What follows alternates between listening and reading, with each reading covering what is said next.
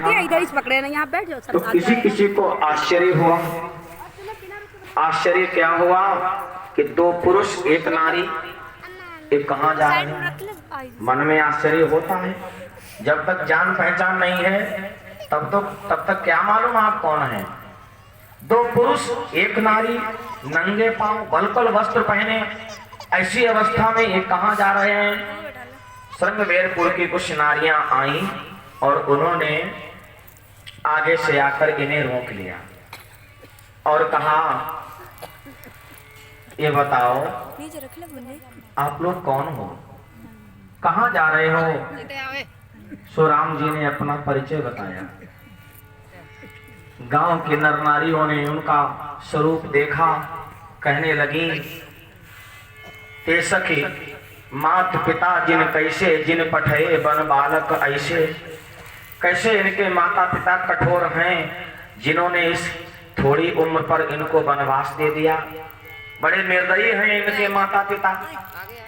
गांव के देवियां आई और सीता जी से संवाद करने लगी और कहने लगी, ए बेटी बहन, हमें लग रहा तुम बड़ी दूर से चल के आई हो, तुम थक गई होगी, चलो हमारे घर चलो और कुछ जलपान कर लो चल के। गांव के देवियों ने निवेदन किया, चलो हमारे घर चलकर कुछ जलपान कर लेना।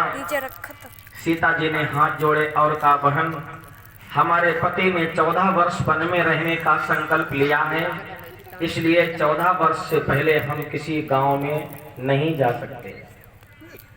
तो गांव की देवियां बड़ा दुखी हो रही हैं सीता जी के स्वरूप को देखकर। इतनी कोमलांगी कन्या और इतनी छोटी सी अवस्था पर बलकल वस्त्र पहने वनवास दे दिया। बहनें आपस में बातें करने लगी। एक महिला ने सीता जी से निवेदन किया, बहन, गांव की रहने वाली थी बेचारी, उसने निवेदन किया, हाथ जोड़े, बहन हमारी बात का बुरा मत मानना, हम गांव की रहने वाली हैं, कम पढ़ी लिखी हैं, लेकिन हमारा हृदय साफ है, आप चिंता ना करो। तुम्हारे पति देव ने संकल्प लिया है ना 14 वर्ष वन में रहने का, आपने थोड़ी संकल्प लिया है। सीता जी ने कहा, नहीं मैंने नहीं लिया है। तो फिर ऐसा करो, तुम चलो हमारे घर, हम तुम्हारी सेवा करेंगे, तुमको खिलाएंगे पिलाएंगे और फिर तुम चली जाना। गांव का सुंदर वातावरण, गांव की भाषा कितनी प्यारी लगती है, कितनी भोली भाली लगती है। एक कवि ने सुंदर 4 लाइनें लिखी हैं कि देखो गांव का वातावरण कितना अच्छा होता है। एक सखी सीता से कहने लगी, बहन, बहिनी देव बताई कहां से चल के आई, जा बदरासी धूप घोर घामे मैं धाई। कितनी सुंदर प्यारी बोली, खड़ी बोली। बहिनी देव बताई कहां से चल के आई, जा बजरासी धूप घोर घामे मैं धाई। बिलगुन मानव ने कुनारी हम महागवैली, सांचो पेट हमार ऊपर कपड़न ते मैली। आए बहन, हमारे कपड़ा मैले हैं लेकिन हमारा अंतःकरण गंदा नहीं है, साफ पवित्र है। चलो उजरे कुल की धी लगौ रानिन महारानी, हाथ पांव सुकुमार तुम्हें कपड़न ते जानी। तुम्हारे हाथ पांव देखकर ऐसा लग रहा है तुम किसी ऊंचे कुल की कन्या हो। उजरे कुल की धी लगौ रानिन महारानी, हाथ पांव सुकुमार तुम्हें कपड़न ते जानी। ने कौना शर्माऊ तुम्हारी सेवा करी हूँ, होय थकावट दूर हाथ सारी हूँ दबी हूँ। कितना सुंदर भाव है गांव की नारियों का। चलो बहन हमारे दरवाजे चलो।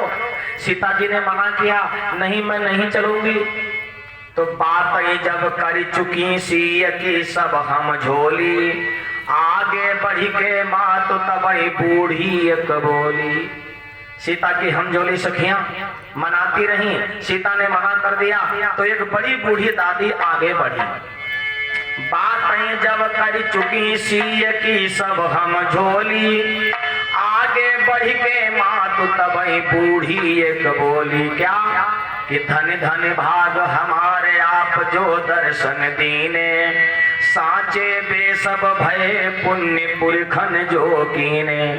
आज लग रहा है हमारा भाग्य सफल हो गया, इतने सुंदर स्वरूप हमने अपने गांव में देखे हैं, हमारा भाग्य धन्य है। बेटी चलो, अरे इनके यहाँ ना चलो, हमारे यहाँ चलो, हम तुम्हारी सेवा करेंगे। बूढ़ी कहने लगी बहन धन धन भाग हमारे आप जो दर्शन दीनो साचे बेसब भय पुण्य पुरखन जो कीनो। बच्ची अब उठ चलो बैठियो मोर दुआरे साची मानो बात पाई हम पर तुम्हारे। बिटिया चलो हमारे घर चलो, हम तुम्हारी सेवा करेंगे, थोड़ा बहुत कुछ खा पी लेना फिर चली जाना। बखरी देख हमार बहुत प्रसन्न हुई जई हो। बखरी पहले बखरी होती थी, आजकल तो मकान कोठी महल बंगला, और पहले क्या होता था गांव में बखरी। क्या सुंदर भाव है। बखरी देख हमार बहुत प्रसन्न हुई जई हो पिछवाड़े है ताल बैठ के खूब नहैयो। है भिंडिन को साग और बिझरी की रोटी मनमानी पैलियो चाहे पतरी चाहे मोटी। बिटिया जो तुम्हारी इच्छा हो वो तुम खा लेना, चलो हमारी बखरी में चलो। चाहे दारियो भात चाहे घिउ खिचड़ी खइयो पूरी लियो बनाए राह को बांधे जइयो। हाय कसिन में राव डेहरियन गुड़ के भेला गाय लगे 10-5 दूध के ठेल मठेला। बिटिया कभी किसी बात की नहीं, चाहे राब खाओ चाहे गुड़ खाओ, और दूध तो मारा मारा घूमता है, 20 गाय घर में है। चलो बिटिया हमारे घर चलो, सीता खा पी कर जाना। हाय भिंडिन को साग और बिझरी की रोटी मनमानी पैलियो चाहे पतरी चाहे मोटी। लेकिन एक मुसीबत है बूढ़ी है अकल हमारी खान पान माँ कैसे खातर करें तुम्हारी। बच्ची अब उठ चलो बैठियो मोर दुआरे इतनी मानव बात पाई हम पर तुम्हारे। चलो बिटिया हमारे दरवाजे पर चलो। गांव का कितना सुंदर हृदय होता है, गांव का कितना सुंदर वातावरण होता है। महाराज सीता ने जाने से मना कर दिया। मंत्री सुमंत का रथ वापस करने के बाद राम जी कहां पहुंच गए हैं? श्रृंगवीरपुर माने गंगा के किनारे।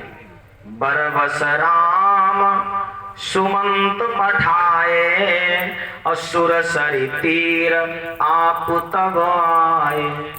गंगा के किनारे राम जी पहुंच गए। अब यहां से बहुत ही सुंदर प्रसंग प्रारंभ होता है, केवट का प्रसंग। चूंकि आज कथा का विश्राम दिवस है इसलिए मैं कथा को बहुत जल्दी यहां तक ले आया।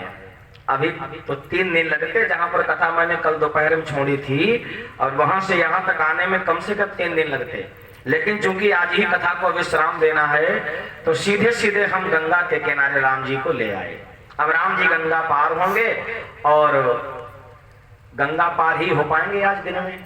रात में हम चाहते हैं आपको सुंदर कांड की सुंदर कथा सुनाएं हनुमान जी की, क्योंकि राम दरबार की स्थापना हुई है अपने मंदिर में, साथ में हनुमान जी हैं। तो रात्रि के बेला में हनुमान जी की कथा और सीधे सीधे राम रावण युद्ध। राम जी के द्वारा रावण का वध होगा और भव्य राज्याभिषेक राज तिलक आज रात्रि के बेला में होगा और कथा को विश्राम दिया जाएगा। बरबस राम सुमंत्र पठाए असुर सरी तीर आप तब आए। बरबस राम सुमंत्र पठाए सुर सरी तीर आप तब आए। मारी नावन के बटवाना कहाई तुम्हार मरम मैं जाना। कहाई तुम्हार मरम मैं जाना। कहाई तुम्हार मरम मैं जाना। राम जी गंगा के किनारे आए और राम जी ने केवट से नाव मांगी। इस चौपाई पर विद्वान बड़ी बड़ी लंबी व्याख्याएं करते हैं। इस चौपाई में दो प्रश्न हैं, एक ही चौपाई में। मांगी नाव ने केवट आना, कहा तुम्हार मरम मैं जाना। अर्थात राम जी ने नाव मांगी या नहीं मांगी? मांगी नाव न केवट आना। नाव के बाद में कामा लगा दो तो मांगी नाव न केवट आना। अब इसका दूसरा अर्थ है, मांगी नाव ना पे कामा लगाओ, केवट आना। नाव नहीं मांगी फिर भी केवट आ गया। अगर हम कहते हैं राम जी ने नाव नहीं मांगी फिर भी केवट आ गया तो फिर पूरी कथा ही खत्म। बिना मांगे राम को देखते ही केवट आ गया, राम को बैठा के उतार दिया। लेकिन हमारे बाबा गोस्वामी जी कहते हैं राम ने नाव मांगी, केवट नहीं आया। मांगी नाव न केवट आना। और क्यों नहीं आया? कहा ये तुम्हार मरम मैं जाना। हम तुम्हारे मरम को जानते हैं, हम तुम्हारे रहस्य को जानते हैं, इसलिए हम नाव लेकर नहीं आएंगे। अब देखिए, रामायण की कथाओं में आपने देखा होगा कई जगह पर राम ने कई जगह मांगा, कई जगह मांगा, और राम ने जिससे जो मांगा उसने विनय कहे दे दिया, विनय कहे। लेकिन केवट कैसा भक्त है, राम जी खड़े हैं गंगा के किनारे, हाथ फैलाए हैं, भैया नाव ले आओ।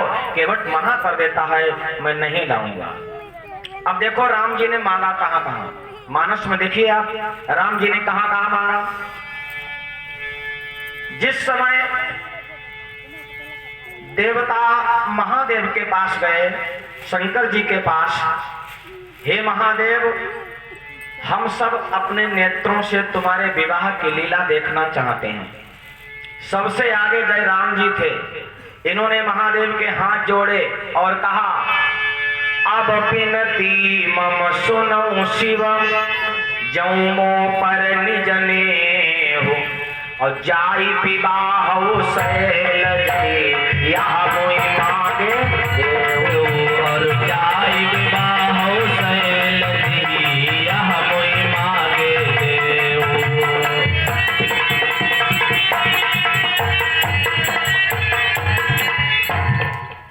महाराज राम जी ने भोले बाबा से मांगा, जाय विवाह शैल जी, यह मोई मांगे। तो राम जी ने मांगा। महादेव का मन विचार विवाह करने का नहीं था। जब से जाय सती तनु त्यागा, और तब से शिव मन भयो विरागा। शंकर जी विवाह करना नहीं चाहते थे, लेकिन जब राम जी ने स्वयं जाकर भीख मांगी, राम जी ने स्वयं जाकर झोली फैलाई, प्रभु हमारी इच्छा है आप अपना विवाह कर लो, जाय विवाह शैल जय यह मोहि मांगे। तो शंकर जी ने क्या सोचा, सिरधर ये आयस करिए तुम्हारा, और परम धर्म यह नाथ हमारा। प्रभु आप कह रहे हो, वैसे तो विवाह में मेरी कोई रुचि नहीं है, लेकिन आप कह रहे हो तो चलो हम विवाह कर लेंगे। और शंकर जी ने विवाह अपना किया। किसके कहने पर? राम जी के कहने पर। माने राम जी ने शंकर जी से मांगा, शंकर जी ने नहीं मना किया, और ये केवट मना कर रहा है, मैं नहीं दूंगा। और देखो राम जी ने कहा मांगा। जिस समय सीता का हरण हुआ, रावण विमान पर बैठाल कर ले गया, ऋषमुख पर्वत पर सुग्रीव आदि बानर बैठे थे। सीता ने अपने कुछ आभूषण गिराए। राम जी से सुग्रीव ने कहा, प्रभु गगन पंथ देखी हम जाता, परवश पड़ी बहुत बिलपाता, राम राम हा राम पुकारी, हमें देख देने पट डारी। वो एक स्त्री को हरण के लंकाधीश ले जा रहा था, और उन्होंने राम राम कहकर कुछ आभूषण गिरा दिए हैं, और वो मैंने सुरक्षित रख लिए हैं। अब राम को संकोच लग रहा है कि भाई कोई भी वस्तु आपको रास्ता में पड़ी मिले, वो आपकी हो गई। नियम के अनुसार वो आपकी ईमानदारी हो तो आप लौटा दो, और नहीं तो वो आपकी हो गई अगर कहीं आपको पड़ी मिल गई है। सीता के कितने मूल्यवान आभूषण और सुग्रीव को मिले। राम को संकोच लग रहा है कि हम मांगे कैसे, लेकिन लक्ष्मण की परीक्षा लेनी थी इन्हीं आभूषणों के द्वारा। तो राम जी ने सुग्रीव से मांगा। क्या गोस्वामी जी कहते हैं कि मांगा राम तुरंत ते ही दीना, और पटउर लाई सोच अति कीना। मागा नाम तुरंत ते कीना, पटउर लाई सोच अति कीना। मागा राम तुरंत ते कीना, पटउर लाई सोच अति कीना। पटउर लाई सोच अति कीना, पटउर लाई सोच अति कीना। राम ने एक बार मांगा, भैया वो आभूषण तो हमारी पत्नी के थे, हमें दे दो। तो सुग्रीव ने एक बार भी नहीं मना किया और तुरंत निकाल कर लाए गुफा में से आभूषण और राम जी को सौंप दिए। लेकिन ये केवट कैसा भक्त है, राम जी खड़े हैं मांग रहे हैं और केवट मना कर रहा है। राम जी को न शंकर जी ने मना किया, न सुग्रीव ने मना किया। और देखो एक जगह राम ने मांगा, कहा समय जान गुरु आय सुपाई और लेन प्रसून चले दो भाई। पुष्प वाटिका में गए हैं राम, तो राम जी ने माली से मांगा, बिना मांगे फूल नहीं तोड़े। गोस्वामी जी कहते हैं कि चहु दिशि चितई पूछी मालीगन और लगे लेन गल फूल चहु दिशि चितई पूछी मालीगन, लगे लेन गल फूल मुदित मन। चहु दिशि चितई पूछी मालीगन, लगे लेन गल फूल मुदित मन। लगे लेन गल फूल मुदित मन, लगे लेन गल फूल मुदित मन। राम जी ने मांगा, भैया हमारे गुरु जी पूजा करने को बैठे हैं, आज्ञा हो तो 4 फूल दे दो। माली इतना गदगद हो गया, 4 फूलों की क्या बात करते हो, चाहो तो पूरा बगीचा लिए जाओ। माने राम को कोई मना कर ही नहीं रहा है। लेकिन केवट मारई भरी भरी ताना, क्या कहाई तुम्हार मरमो मैं जाना। कहाई तुम्हार मरमो मैं जाना, कहाई तुम्हार मरमो मैं जाना। आज केवट राम जी को मांगे से नहीं दे रहा है। और एक बात देखो, राम जी ने जिससे प्यार से मांगा उसने दे दिया, अच्छी बात। और जिसने नहीं दिया राम जी ने उससे छीन लिया। हाँ, सीधी उंगली से नहीं काम चला, फिर उंगली को टेढ़ा किया राम जी ने। कहा बिनय न मानत जल भिजड़ और गए 3 दिन बीत और बोले राम सकोपि तब भय बिन होई न प्रीति। 3 दिन तक राम जी समुद्र के किनारे बैठे रहे, समुद्र नहीं आया कब्जे में। 4था दिन लग गया, तब राम जी ने बाण निकाला, धनुष पर चढ़ाया, समुद्र का जल खोलने लगा। प्रार्थना करते हुए राम जी के चरणों में आकर गिर पड़ा। 3 दिवस तक पंथ मांगते रघुपति सिंधु किनारे, बैठे पढ़ते रहे छंद अनुनय के प्यारे प्यारे।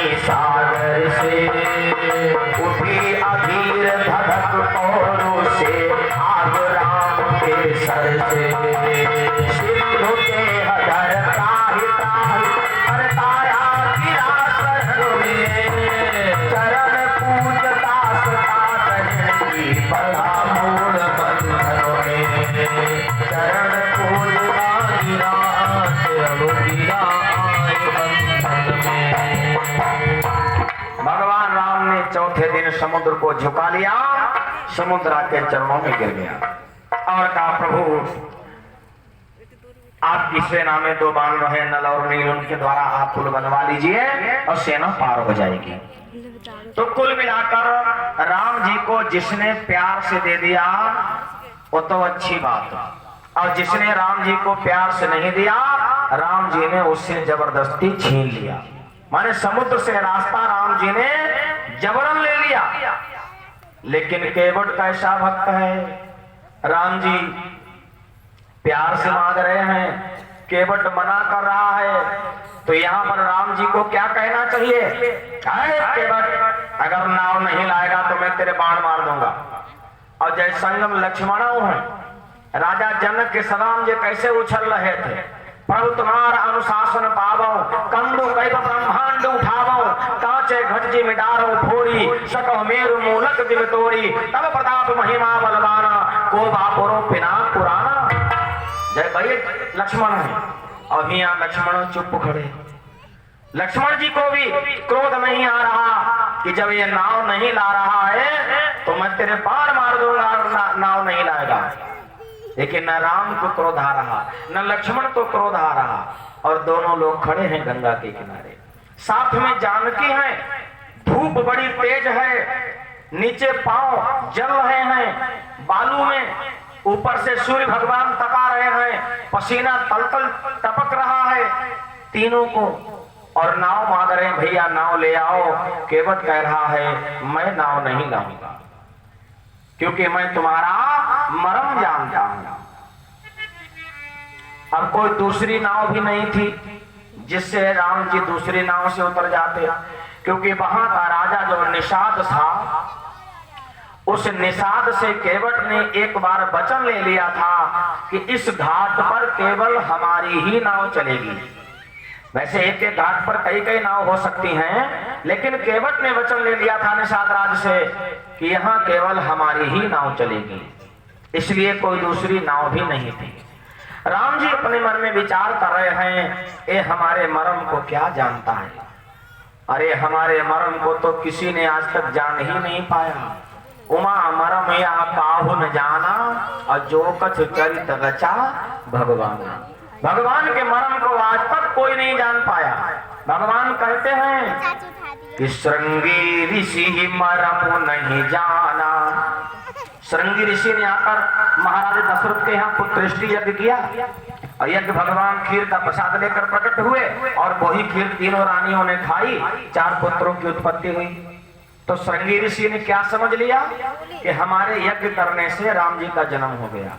क्या भाई राम जी का जन्म यज्ञ से हो सकता है? क्या खीर खाकर जन्म हो सकता है? आध्यात्मिक दृष्टि देखें, राम जी ने तो मनु शत्रुपा को वरदान दिया था कि मैं तुम्हारे यहाँ आकर प्रकट होऊंगा, और राम जी का तो जन्म हुआ ही नहीं, राम जी तो प्रकट हुए। स्तुति क्या कहती है? भय प्रकट कृपाला दीन दयाला कौशल्या हितकारी। तो राम जी तो प्रकट हुए। राम जी क्या कह रहे हैं कि श्रृंगी ऋषि को ऐसा लग रहा है इन्होंने क्या समझ लिया कि हमारे यज्ञ करने से राम का जन्म हो गया। इसका मतलब श्रृंगी ऋषि ने भी हमारे मर्म को जाना नहीं।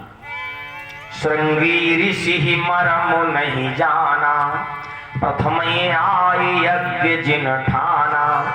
कौशल्या ने मर्म न भाखा, जो 9 मास गर्भ में राखा। मरमुन जान सकी महतारी, रही खिलावती बारी बारी। जनक विदेह जानी जो पौते, तो सभा मध्य नहीं हाथ उठौते। के कई मरम जानी जो पौती, तो काहे को रामई बनई पठौती। दशरथ मरम जानी जो पौते, तो काहे को प्रथमई प्राण गवौते। उमा मरम यह काहू न जाना, जो कछु चरित रचा भगवाना। लक्ष्मण हूँ यह मरम न जाना, जो कछु चरित रचा भगवाना। और केवट मारई भरी भरी ताना, और कहाई तुम्हार मरम नहीं जाना। केवट मारई भरी भरी ताना, कहाई तुम्हार मरम नहीं जाना।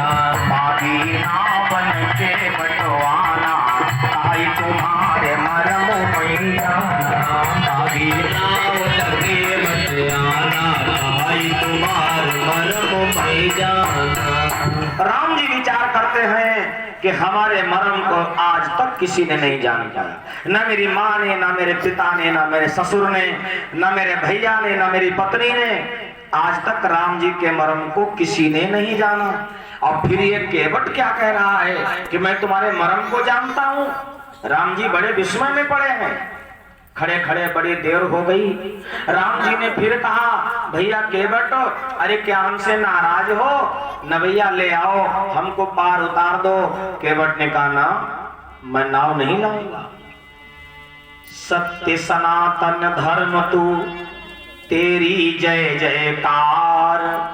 अब कहूं ईश्वर सिंह थे, आज खड़े लाचार। अरे राम का क्या जलवा था अयोध्या में। महाराज दशरथ राजा थे, राम जी युवराज थे। राम जी का राज्याभिषेक होने ही जा रहा था, तब तक के कई ने वनवास मांग लिया, और नहीं तो राम राम राम होते। समय का कितना बड़ा चक्र है। समय जब खराब आता है ना, समय का जब फेर आता है तो अच्छे अच्छे अर्श से फर्श पर आ जाते हैं। समय बड़ा विचित्र है। एक समय रावण ने 10 दिशा जीत ली, और एक समय 10 शीश परे रहे रण में। समय की ही तो बात है। अरे रावण कभी ये नहीं समझता था कि हमसे भी बड़ा कोई संसार में है। देव यक्ष गंधर्व सब किन्नर राजकुमारी, और जीत बड़ी निज बाहुबल बहु सुंदर वर नारी। ये रावण का समय था। पूरे ब्रह्मांड को विजय कर लिया था रावण ने। लेकिन जब रावण का भी बुरा वक्त आया तो कोई पानी देने वाला नहीं बचा। 1 लाख पूत 1.25 लाख नाती, और तारावण घर दिया न। एक समय रावण ने 10 दिशा जीत ली, एक समय 10 शीश परे रहे रण में, और एक समय अर्जुन ने महाभारत जीत लो, एक समय भिल्लन ने लूट लो वन में।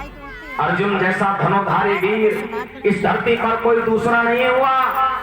और जब अर्जुन का भी बुरा वक्त आया महाराज, तो राजा विराट के यहाँ 1 साल अर्जुन को ऐसा बनना पड़ा, ना ही स्त्री में और ना ही पुरुष में। हाँ, जो बारात वाले दिन आते हैं ताली बजाने, ऐसा रूप अर्जुन को धारण करना पड़ा। तो समय का बड़ा विचित्र खेल है महाराज। आज राम जी का बुरा वक्त आया है। गंगा के किनारे खड़े हैं, जो संसार को पार लगाने वाले हैं, और आज वो स्वयं खड़े हैं एक नदी से पार होने के लिए, और कह रहे हैं, भैया नाव ले आओ। केवट कहने लगा, अरे भैया तुम्हें नाव की जरूरत नहीं, फिर भी तुम नाव मांग रहे हो। राम जी ने कहा, वाह भाई वाह, हमें जरूरत नहीं है, हम 2 घंटे से यहाँ वैसे खड़े खड़े हाथ जोड़ रहे हैं। हाँ भैया, मुझे नाव की जरूरत है। केवट ने कहा, तुम्हें जरूरत नहीं है। अरे तुम्हें जो ना जाने वो ना जाने, तुम्हें तो हम जानते हैं तुम कौन हो। केवट कहने लगा, प्रभु आप वही तो हो जो राजा बलि के यहाँ 52 अंगुल के बन के आए थे। 3.5 पैक जमीन मांगी थी, संकल्प करा लिया, और जब पैमाइश का नंबर आया तो विराट रूप धारण कर लिया। 1 पैक में 1 लोग, दूसरे में दूसरा, तीसरे में तीसरा, फिर भी आधा बच गया तो राजा बलि को नाप लिया। तुम वही तो प्रभु, तुम्हें जो ना जाने वो ना जाने, हम तो जानते हैं आप कौन हैं। केवट कहने लगा कि एक ईश बलि के ग्रह आए, और बामन रूप धारी के धाये, ऐसो विकट रूप धरि लीना, तीनों लोक नापी पगलीना। आज खड़े जे कमल पतंगा, इनसे लांघी जाई न गंगा। इसमा कौन सोच भगवाना, और कहाई तुम्हार मरम महीना। इसमा कौन सोच भगवाना, कहाई तुम्हार मरम महीना। मारी नावन के बटवाना, कहाई तुम्हार मरम महीना। मागी नाव के बटयाना, कहाई तुम्हार मरम महीना। केवट ने कहा, प्रभु आपको नाव की जरूरत नहीं है, आप तो ऐसे ही पार हो सकते हो। आप कोई छोटे मोटे थोड़ी हो, आप तो वही हो जो आपने राजा बलि के यहाँ विराट रूप धारण किया था। ऐसे ही पार हो जाओ। राम विचार करते हैं। राम कहने लगे, भैया केवट, बात तो तुम ठीक कहते हो, लेकिन ऐसे नदी को लांघने से एक समस्या है। केवट ने कहा, क्या समस्या है? राम जी ने कहा, केवट, ये जो गंगा जी है ना, ये हमारी कन्या है, रिश्ते में हमारी बेटी है। भगवान विष्णु के अंगूठे से इनका स्पर्श हुआ, तो कहा ये मेरी रिश्ते में कन्या है, और कन्या के ऊपर पैर उठाना ये तो लोक लाज के विरुद्ध होता है। हमारे यहाँ कन्या का पूजन होता है, हमारे यहाँ गौरी पूजन होता है, कन्या के पैर छुए जाते हैं, कन्या पर लात नहीं उठाई जाती है। राम जी ने कहा, भैया केवट, बात तो तुम ठीक कह रहे हो कि हम एक ही बार में नदी को लांघ सकते हैं, लेकिन ये नदी नहीं है, ये मेरी कन्या है, इसको हम ऐसे नहीं लांघ सकते। राम जी कहने लगे, जब कृपाल निज चरण बढ़ाए, ब्रह्मलोक में जब वे आए, धोई लिए तब चरण उछंगा, प्रगट भई जग पावनी गंगा। जो प्रभु के पद से टकराई, सो प्रभु की कन्या कहलाई। सुता के ऊपर चरण उठाना, लोक लाज नासई विधि नाना। यह मरम जानत भगवाना, और कहाई तुम्हार मरम नहीं जाना। यह मरम जानत भगवाना, कहाई तुम्हार मरम नहीं जाना। माही नावन के बटवाना, कहाई तुम्हार मरम नहीं जाना। माही नावन के बटवाना, कहाई तुम्हार मरम नहीं जाना। राम जी ने कहा, भैया केवट, तुम्हें नाव लानी पड़ेगी, बिना नाव के हम नहीं उतर सकते, क्योंकि ये गंगा हमारी कन्या है और कन्या के ऊपर हम पैर उठा नहीं सकते। तो केवट ने कहा, तब भी तुम्हें नाव की जरूरत नहीं है। राम जी ने कहा, क्यों? वो इसलिए कि नदी के ऊपर पांव उठाकर निकलने से दोष है, गंगा जी में घुस के निकलने में दोष थोड़ा ही है। तो घुस के निकल जाओ, अरे डूब थोड़ी जाओगे, लंबा सा रूप बना लेना। राम जी ने कहा, चलो मान लो हम तो घुस के निकल जाएंगे, और हमारे साथ में छोटा भाई है, हमारी पत्नी है, ये कैसे निकलेंगे? केवट ने कहा, उसकी भी जुगाड़ हमारे पास। राम जी ने कहा, उसकी क्या जुगाड़ है? केवट ने कहा, सुनो, सीता को गोदी लई लेते, लक्ष्मण की अंगूरी गही लेते, कर गही लखन लगौते पारा, जाते उतर गंग की धारा। व्यर्थ विवाद कीन भगवाना, और कहाई तुम्हार मरम नहीं जाना। व्यर्थ विवाद कीन भगवाना, कहाई तुम्हार मरम नहीं जाना। मारी नावन के बटवाना, कहाई तुम्हार मरम नहीं जाना। मारी नावन के बटवाना, कहाई तुम्हार मरम नहीं जाना। केवट ने बहुत अच्छा तरीका बताया, प्रभु सीता लक्ष्मण भी निकल जाएंगे, सीता को गोद में उठा लो, लक्ष्मण की उंगली पकड़ लो और गंगा जी में घुस के निकल जाओ। राम जी ने कहा, भैया केवट, इसमें भी एक समस्या है। इसमें अब क्या समस्या है? राम जी ने कहा, देखो केवट, पहली बात तो तुम हमारे सामने खड़े हो, तुमसे हमारी कोई जान पहचान नहीं है, तुम्हारे सामने हम अपनी स्त्री को गोद में लेंगे तो कितना लोक लज्जा का हनन होगा। दूसरी बात, हमारा छोटा भाई हमारे साथ में है, अगर हम ही ऐसा काम करेंगे तो छोटे भैया पर क्या प्रभाव पड़ेगा। और तीसरी बात, जो हमारे बब्बा ऊपर देख लो, सूर्य भगवान जे हमको देख रहे हैं। राम जी ने कहा, एक और केवट सुखदाई, एक और लक्ष्मण लघु भाई, ऊपर तपत है सूर्य करारे, भानुवंश के बाबा हमारे, ऐसे पे लाज तजई को दे, काहे को नारी गोद लई ले। या तो सोच बड़ो भगवाना, और कहा ये तुम्हार मरम मैं जाना, या को सोचू हमें भगवाना, कहा ये तुम्हार मरम मैं जाना। मांगी नावन के बटवाना, कहा ये तुम्हार मरम मैं जाना, कहा ये तुम्हार मरम मैं जाना, केवट तुम्हारे भरी भरी काना। ना पीछे वो वाला केवट ने कहा गिर जाएगा नहीं तो। हाँ हटा दो। प्रभु उधर देखो केले सीता को गोद में लेकर निकल जाओ। तो राम ने कहा भैया नहीं, तुम लक्ष्मण हमारे बाबा इन तीनों के सामने होते हुए हम ऐसा नहीं कर सकते।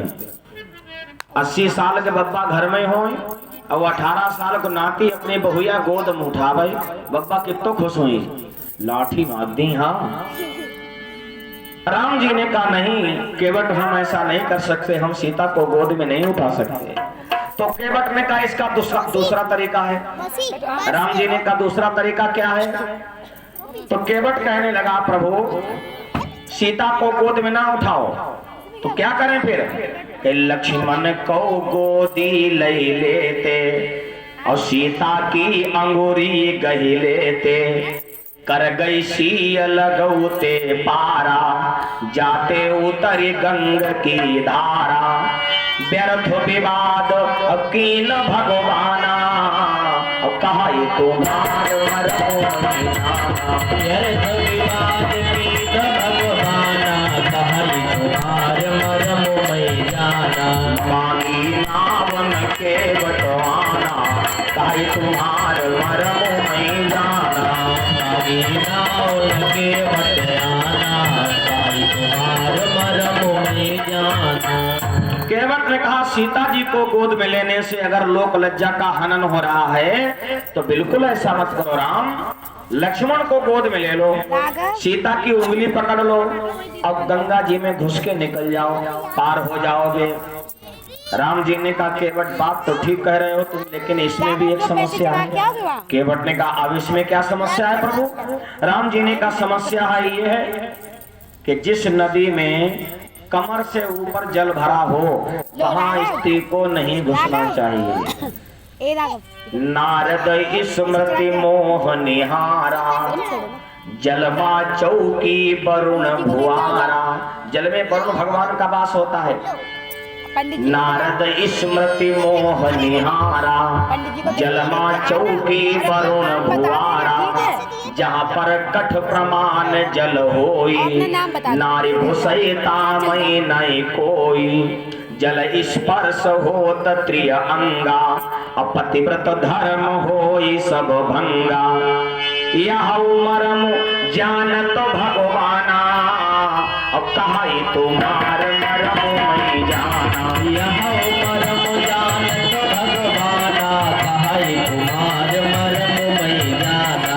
मांगी नावन के बटवाना, कहा तुम्हार मरम मैं जाना, मांगी नाव लगे बटयाना, कहा तुम्हार मरम मैं जाना।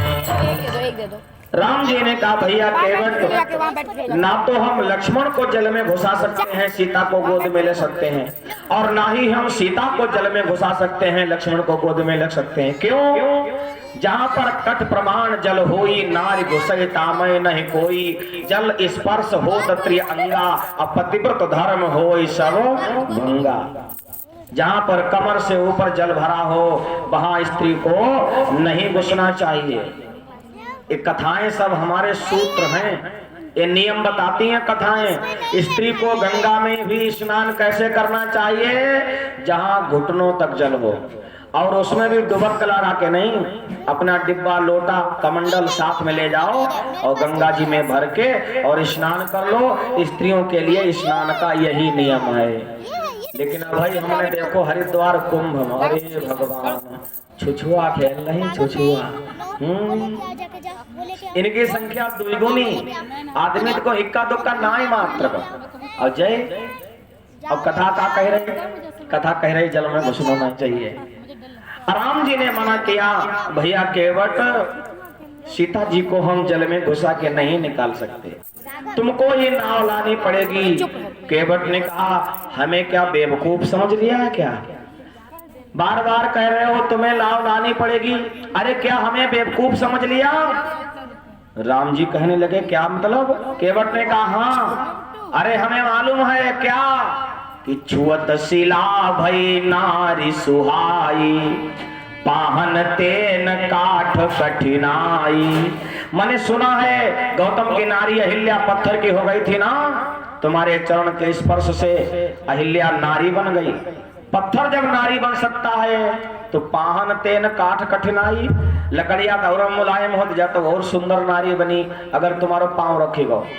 इसलिए प्रभु हम बेवकूफ नहीं हैं। एक बात और सुनो भाई, छुअत शिला भई नारी सुहाई, तरन्यू मुनि घरनी हुई जाई, बाट परे मोरी नाव उड़ाई, यही प्रतिपालऊ सब परिवारू, नहीं जानो कछु और कबारू।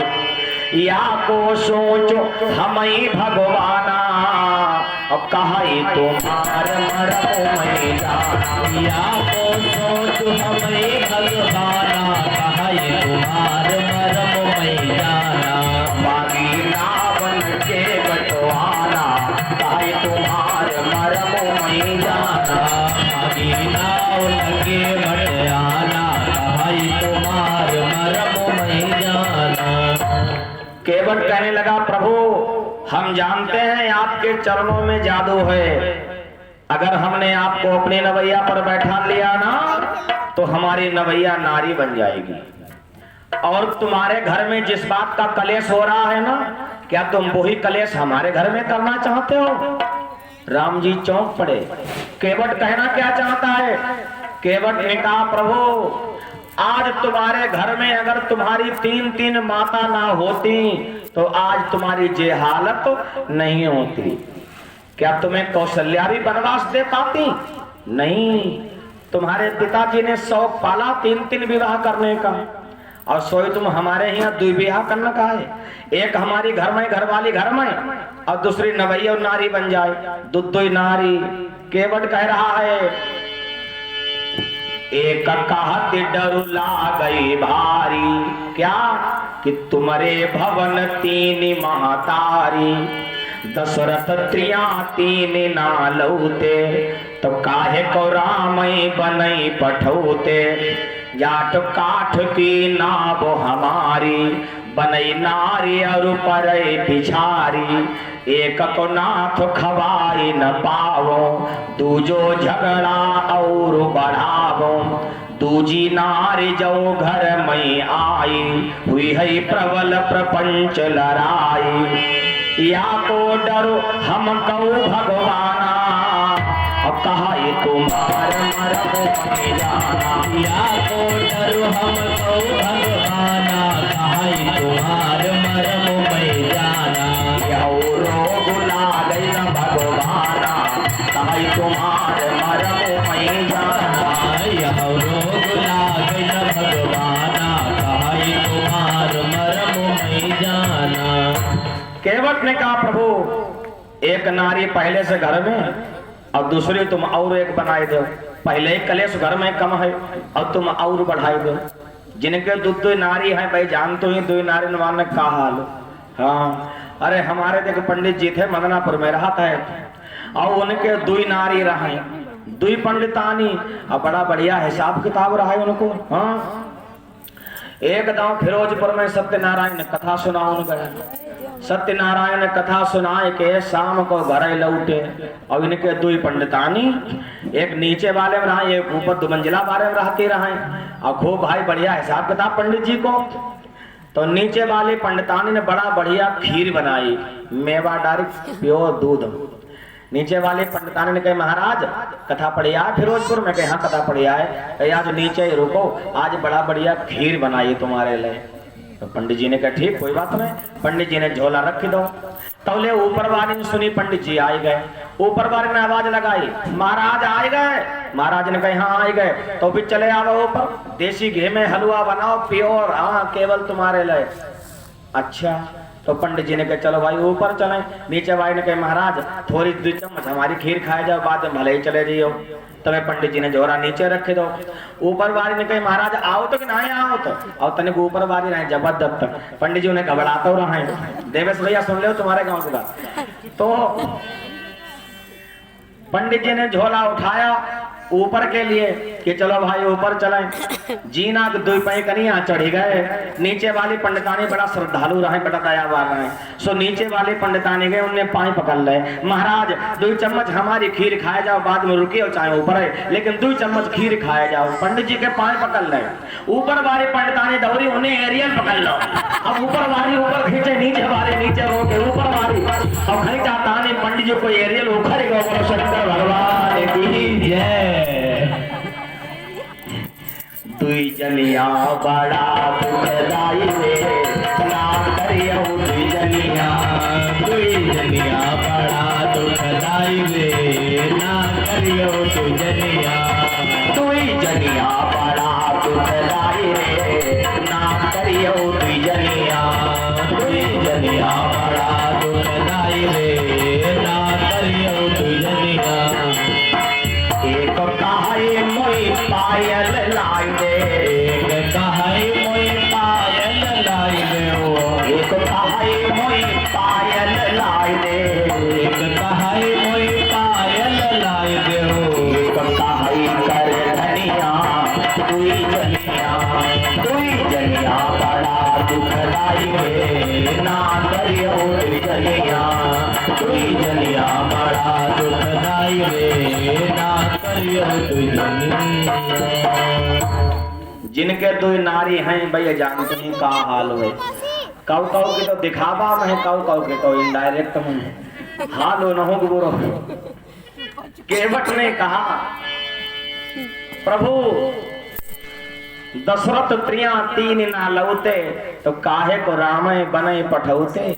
8 काठ की नाव हमारी बने नारियो परे पिछारी।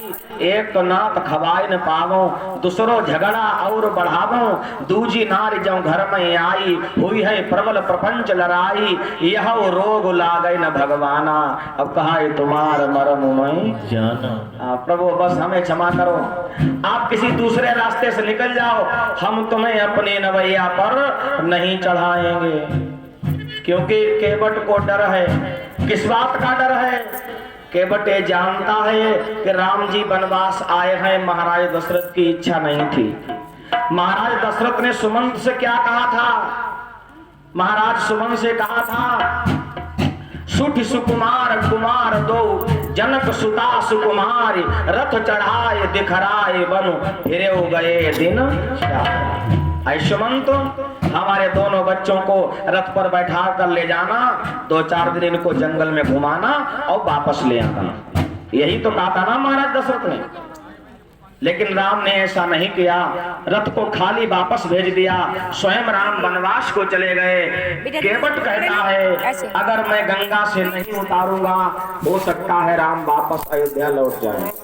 और अगर हमने गंगा के पार उतार दिया तो महाराज दशरथ मालूम क्या कहेंगे? 3 टका उतराई पई हो। अरे तुम्हें अगर हमने उतार भी दिया तो तुम कितना उतराई दे दोगे? 3 टका। और उन 3 टका से क्या हमारी जिंदगी कट जाएगी? और महाराज दशरथ हमसे बुराई मान जाएंगे।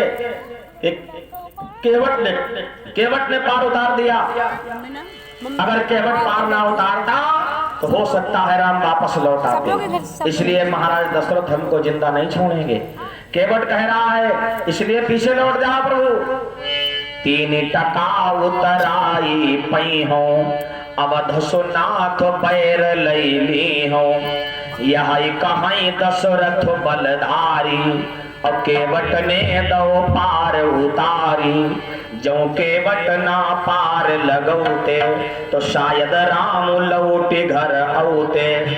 तुम उतराई देव एक छोटी, चली जाए लड़कन की रोटी।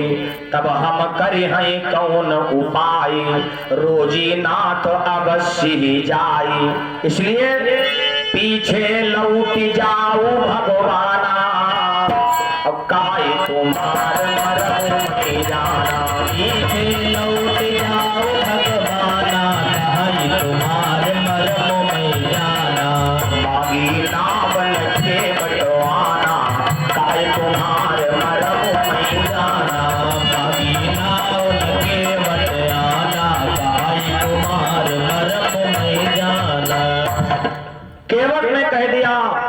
पीछे लौट जाओ प्रभु, हम अपने नाव से नहीं उतारेंगे। जब केवट ने ऐसी बात कही तो राम जी तो चुप खड़े रहे और लक्ष्मण को नहीं रहा गया।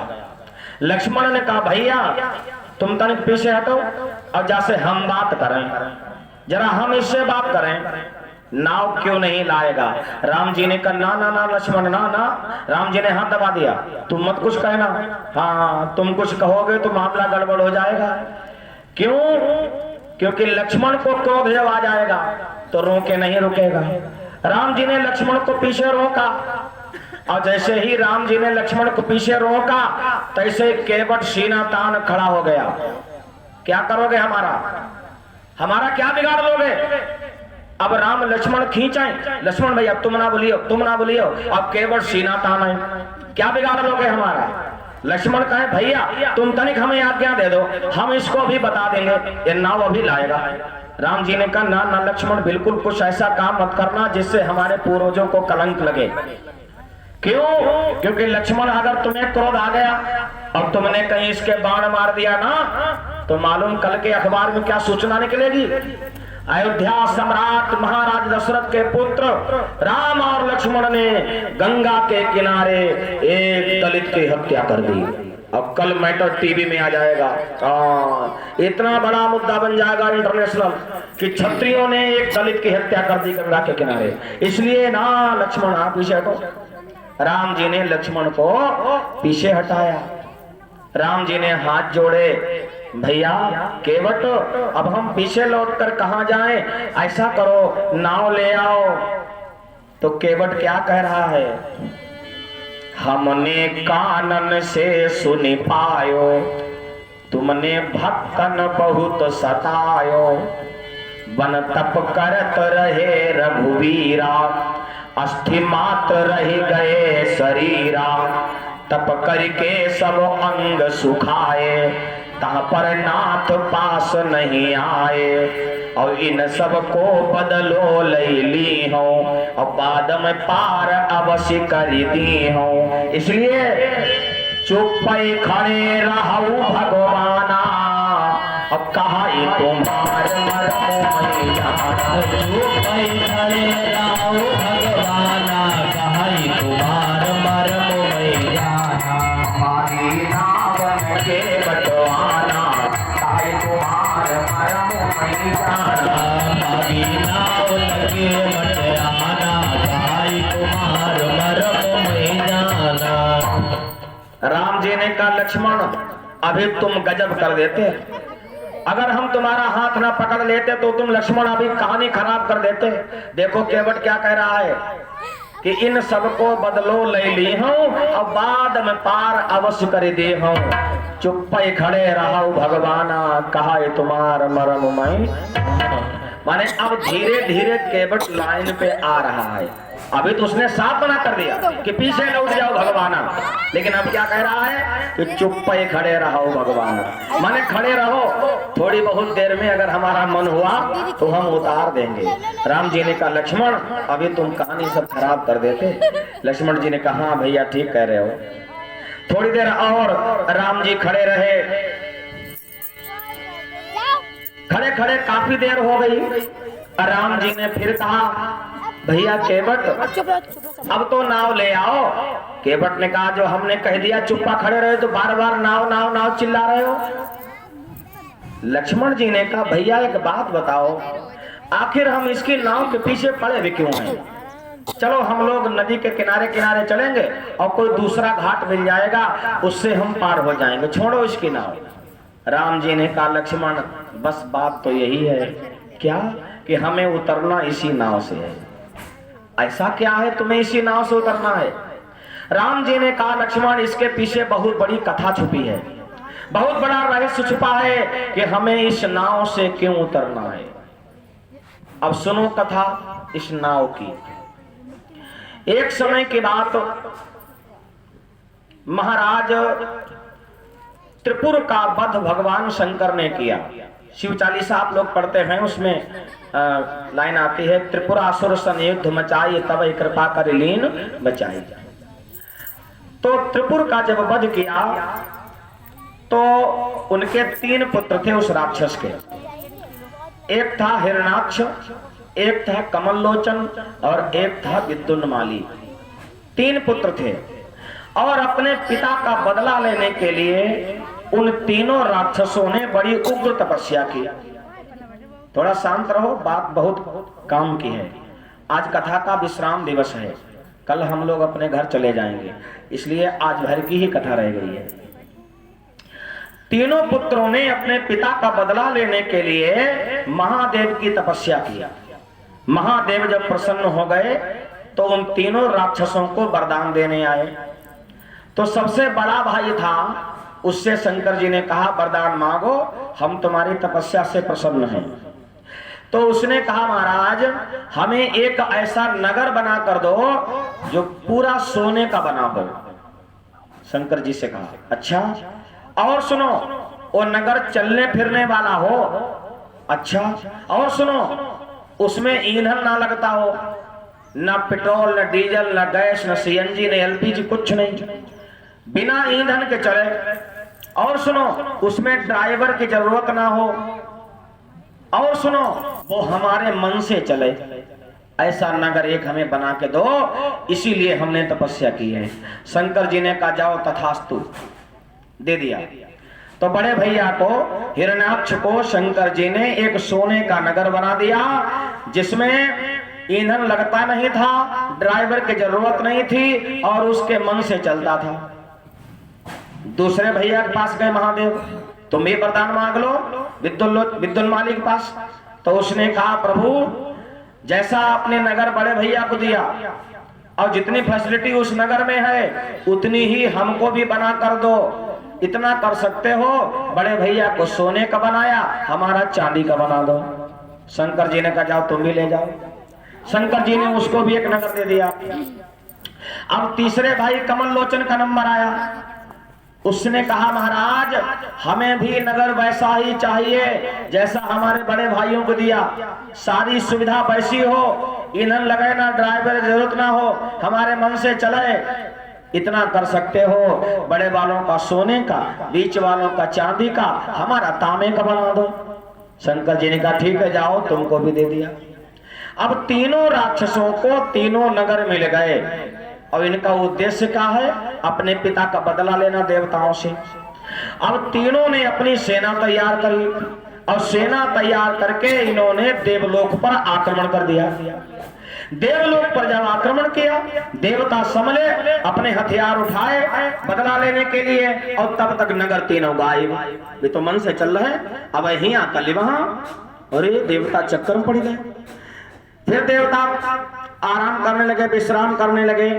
आधी रात को वो तीनों राक्षस फिर नगर लेकर आए, पूरी सेना लेकर आए, देवलोक पर आक्रमण कर दिया और आक्रमण करके नगर तीनों गायब। अरे अब तो देवता चक्कर में पड़ गए। जबले देवता समराए और तब तक नगर गायब। देवता भयभीत हो गए। देवता ब्रह्मा जी के पास गए, महाराज ये क्या समस्या है? ये राक्षस आक्रमण कर देते हैं और नगर के सहित गायब हो जाते हैं, ये किसने वरदान दिया इनको? तो ब्रह्मा जी ने कहा ऐसा वरदान सिवाय शंकर जी के और कौन दे सकता है? भस्मासुर को वरदान दे दिया। अब भस्मासुर ने इन्हीं पर प्रयोग कर दिया। हा? तो शंकर जी ने इनको वरदान दिया है। तो देवता शंकर जी के पास आए और शंकर जी से प्रार्थना की, महादेव ये राक्षस तो जीने नहीं दे रहे हैं, रात में आक्रमण कर देते हैं, सोते पर आक्रमण कर देते हैं, अब इनसे कैसे बचा जाए? महाराज हम सबकी रक्षा करो। महादेव ने कहा चिंता मत करो। महादेव ने अपने त्रिशूल के द्वारा इन तीनों राक्षसों का वध कर दिया। जब तीनों राक्षसों का वध हो गया, देवता प्रसन्न हो गए, खुश हो गए, पुष्पों की वर्षा करी और देवलोक में एक बहुत बड़े आनंद का एक उत्सव हुआ देवराज इंद्र के दरबार में। जैसे हमारे यहाँ कोई खुशी होती है ना, तो हम लोग नाचते हैं, डीजे लगवाते हैं, तमाम तरह के उत्सव मनाते हैं। तो देवलोक में जब कोई आनंद होता था तो वहां भी संगीत का आयोजन होता था। तो शंकर जी ने राक्षसों को मार दिया, देवता बड़े खुश हो गए। तो देवराज इंद्र के दरबार में एक गाने बजाने का, गांव की भाषा में कहें तो गम्मत का कार्यक्रम रखा गया। बड़े बड़े गंधर्व गाने बजाने वाले आए, दुर्वासा ऋषि भी वहां थे। गाना शुरू हुआ। चित्रकेतु नाम का एक गंधर्व था, उसने एक गाना गाया। तो जब कोई अच्छा गाना गाता था ना, तो गाना के बाद में सब लोग तालियां बजाते थे। और उस गंधर्व ने जब गाना गाया तो सबने ताली बजाई और दुर्वासा ऋषि ने ताली नहीं बजाई। तो ये गंधर्व क्या कहने लगा, बंदर जाने का अदरक सबाद। और दुर्वासा ऋषि तो 1000 वोल्ट करंट, इन्हें श्राप देत का देर। इन्होंने तुरंत श्राप दे दिया, मूर्ख जा तू वृक्ष हो जा। गंधर्व को श्राप दे दिया। एक बार सुरेश दरबारा, याद रखना ये नाव कौन है। एक बार सुरेश दरबारा, गुण गायन को जुरो अखारा। चित्रकेतु गंधर्व सुजाना, गावत रहो मधुर स्वर ताना। सो स्वर भंग लगावत भयो, दुर्वासा सो श्राप दई दयो। मुनि तब श्राप दीन अवरोहु, अब भारत जाय वृक्ष तुम हो। तब बह विनय कीन बहुबारा, और कब हुई है उद्धार हमारा। दुर्वासा ने जब श्राप दिया तो वो गंधर्व चित्रकेतु दुर्वासा के चरणों में गिर गया, प्रभु हमारा उद्धार कब होगा, हमें क्षमा कर दीजिए। तो दुर्वासा ने कहा, तब गंधर्व विनय बहुबारा, कब हुई है उद्धार हमारा। तो दुर्वासा ने कहा कि केवट तुमरो वृक्ष कटई है, और वृक्ष काट नौका बनबई है। और सो डारई गंगा की धारा, और पथिकन सकल उतारई पारा। और त्रेता राम ले अवतारा, उतर जाई गंगा की धारा। उनके चरण कमल के द्वारा, हुई जय है उद्धार तुम्हारा। तो पैदल उतर जाई जो गंगा, तो मुनि को बचन होई सब भंगा। इसलिए भक्तन प्रण राखे भगवाना, अब कहा तुम्हार मरम मैं जाना। भक्तन प्रण राखे भगवाना, कहा तुम्हार मरम मैं जाना। मांगी नावन के बटवाना, कहा तुम्हार मरम मैं जाना। मांगी नावन के बटवाना, कहा तुम्हार मरम मैं जाना।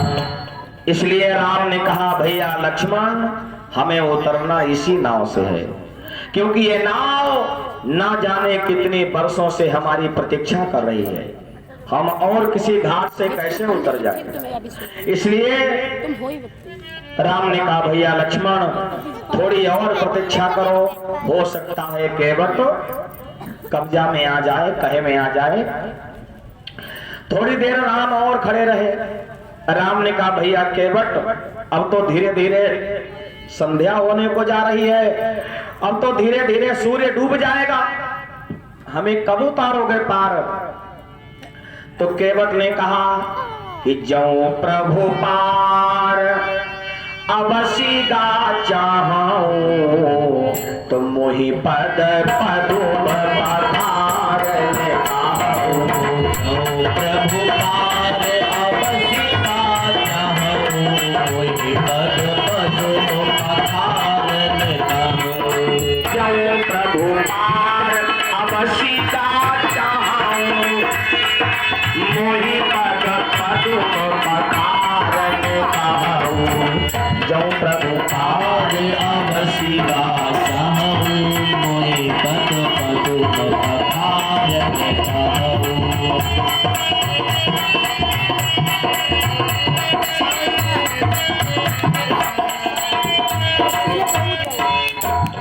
राम ने कहा, और केवट ने कहा राम जी से कि जाऊं प्रभु पार अवश्य गा चाहूं, तो मोहि पद पदुम पखारन कहाऊ। कहाऊ भाव छिपा है इसके पीछे। केवट ने कहा, राम अगर तुम्हें वास्तव में पार जाना हो। राम जी ने कहा, और कहा मजाक करते खड़े, वास्तव में नहीं पार जाने, और कहा बिना मतलब में खड़े हैं यहाँ। केवट ने कहा, पहले हमारी पूरी बात सुनो। अगर तुम्हें वास्तव में पार जाना हो राम, तो हमसे कहो केवट आओ हमारे पैर धुल लो। हम तुम्हारे पैर धुलना नहीं चाहते। हाँ, हम क्यों तुम्हारे पैर धुलेंगे? तुम्हें अगर पार जाना हो, तुम्हारी अगर अटकी हो, चौपाई क्या कहती है? गोस्वामी जी लिखते हैं कि जाऊं प्रभु पार अवश्य का चाहूं, तो मोहि पद पदुम पखारन कहाऊ। खुद कहो या आओ केवट हमारे पैर धुल लो, क्योंकि बिना पैर धोए हम तुम्हें नाव में नहीं चढ़ाएंगे। लक्ष्मण जी ने कहा भैया तुम हमें नहीं बात करने देते, हटो पीछे करने का हम बात करें। जब कितो बड़ो पंडित हो जाके नाव कितनी पवित्र है ना, हमारे भैया के पैर धुल के, हमारे भैया के पैर इतने गंदे जो धोए के बैठे, हटो भैया पीछे हटो। अब केवट में देखो लक्ष्मण कुछ कह रहे, तो सही किनारे से केवट सीना तानने लगो। हाँ, क्या कह रहे हो? हमसे बात मत करो, क्या करोगे हमारा? माने केवट लक्ष्मण को कतई कुछ समझाइए ना। केवट ने कहा बाण मारोगे? मार दो बाण, तुम्हारे बाण से हमें डर ही नहीं लगता है। क्यों? एकदम लक्ष्मण ने पहले वो मार डालो केवट। हाँ, भगवान विष्णु जब क्षीर सागर में शेषनाग की सैया पर विराजमान थे, लक्ष्मी जी सेवा कर रही थी, तो यही केवट पिछले जन्म में कछुआ था। राम जी के चरण स्पर्श करने गया, सीता जी चरण दबा रही थी, सीता जी ने हाथ मार दिया, कछुआ नीचे चला गया। सोचा इधर से काम नहीं बनेगा, चलो भगवान के हाथ की तरफ चलते हैं। भगवान का हाथ रखा है ना, भगवान ऐसे बैठे हैं शेषनाग के सैया में, तो कहा भगवान का हाथ पास चले और भगवान का हाथ हमारे सर पे रख जाए तो भी हमारा कल्याण हो जाएगा। और जो है भगवान को हाथ, वो है जो लक्ष्मण जी शेषनाग ऐसे बैठे। इनने देखा हाँ जो कौन जल का जीव ऊपर चढ़ रहा है, तो इनने तनिक कभी फुसकार मार दे जहरीली, इनने फुसकार मार दे, कछुआ मरी गो। और ये कछुआ मर गया तो अगले जन्म में आकर केवट बन गया। केवट ने कही सुनते हो, पिछले जन्म में तुमने हमें मार दिया तो हम कछुआ से आदमी बन गए, अब इस जन्म में मार दो हम देवता बन जाएंगे, तुम्हारे हमें डर नहीं लगता, तुमसे हमें डर नहीं लगता है, मार दो। ये भाव है केवट का। केवट कह रहा है लक्ष्मण से, पद कमल धोई चढ़ाई नाथ, नाव उतराई चाहो, मोहि राम राउरियान दशरथ, शपथ सब साची कहो। केवट ने अपने बाप कसम नहीं खाई, राम के बाप कसम खाई कि तुम्हारे बाप कसम करे खाप, जौले पाए धोए ना ली तौले नाव बनाए चढ़े। कितना केवट होशियार है, क्योंकि केवट के तो बाप वही है ना, केवट के बाप को सीताराम ही गो। हाँ, केवट कह रहा है पद कमल धोई चढ़ाई नाथ, नाव उतराई चाहूं, मोहि राम राउरियान दशरथ, शपथ सब साची कहूं। बरु तीर मारो लखन पै, जब लगिन पाए पखारी हो, तब लगिन तुलसीदास नाथ, कृपाल पार उतारी। चाहे लक्ष्मण हमारे बाण भले मार दें, जब तक हम पैर नहीं धुलेंगे तब तक नाव में चढ़ाएंगे नहीं। अब पाए धोन कले हमें कौदाओ कहीं ना, तुम्हारी अटक है तो तुम हमसे कहो आवो केवट हमारे पाए धोबा हुआ है। क्या भाव है केवट का। अब राम जी खड़े हैं, राम जी विचार करते हैं अब क्या करें। भक्त ने ऐसी बात कह दी, भगवान मुस्कुराने लगे। लक्ष्मण होते तो यहीं बदतमीज पत्ते, और राम जी मुस्कुराने लगे। गोस्वामी जी क्या लिखते हैं, सुन के बट के बैन अप्रेम लपेटे अटपटे, बिहसे करुणा ऐन, चितई जान की लखन तन, चितई जान की लखन तन। इसके अंदर भाव छिपा है। राम जी लक्ष्मण और सीता की तरफ देखने लगे, बताओ क्या करें। एक केवट कह रहा है पांव धुलेंगे, और पाए हमारे हो तो हम आज्ञा दें, पाए हमारे एक वही है ना, एक पांव सीता जी ने ले रखो, एक पांव लक्ष्मण जी ने ले रखो, ये तो इनके हैं। ये घटना उस समय की है जब राम जी का विवाह हुआ। सीता जी पहली बार विदा होकर जनकपुर से अयोध्या आई, पहली रात बीती। सुबह का टाइम 4 बजे का, लक्ष्मण जी एक लोटा में जल और एक थाली लेकर राम जी के सैन्य कक्ष में पहुंचे। सीता जी गेट पर मिल गई, कैसे आए हो? लक्ष्मण जी ने कहा भाभी हम तो रोज आते हैं, क्या करने आते हो? प्रभु के चरण धुलते हैं और उनका चरणामृत लेते हैं। बोली आज हम करने आए हैं। सीता जी ने कहा अभी तक तुम करते रहे, विवाह नहीं हुआ था, अब मैं आ गई हूँ, अब ये काम मैं करूंगी, क्योंकि ये मेरे पति परमेश्वर हैं, इनके चरणों का चरणामृत तो अब मैं लूंगी। लक्ष्मण जी को बुखार आएगा, बुखार आ गया, सारे राज वैद्य दवा दे दे के थक गए, लक्ष्मण जी को बुखार ठीक है नहीं हो। मामला पहुंच गो तीनों माताओं की अदालत में। माताएं तीनों कह रही, समझाती रही, लेकिन नहीं समझिए, नहीं फैसला हो पाया। जब लोअर कोर्ट में मामला नहीं निपटा तो मामला पहुंच गया हाई कोर्ट में, राजा दशरथ की अदालत में। वो भी समझाते रहे सीता लक्ष्मण को मान जाओ, लेकिन कोई मानने को तैयार नहीं। जब कोई मानने को तैयार नहीं, फैसला नहीं हो पाया, अंत में पहुंच गया सुप्रीम कोर्ट में, गुरु वशिष्ठ की अदालत में। उन्होंने फैसला कर दिया कि एक चरण की सेवा सीता जी करेंगी और एक चरण की सेवा लक्ष्मण जी करेंगे।